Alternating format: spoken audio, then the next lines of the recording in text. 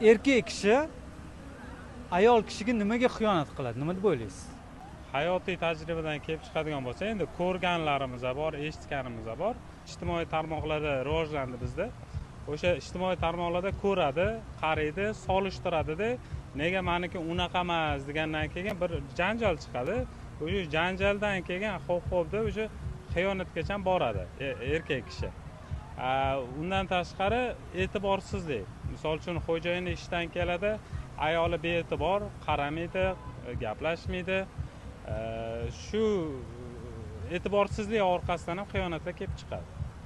Uchinchisida endi boya aytib o'tganimdek nazorat, ya'ni sal jilov bo'sh qo'yib yuborsak, o'sha baribir hamma narsa izidan chiqib ketadi deymiz-ku, xuddi shunaqa.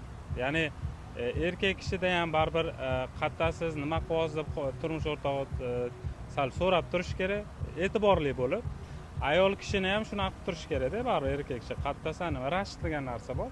O'sha narsalarga e'tiborli bo'lsagina o'sha xiyonatlarni oldini olgan bo'lamiz.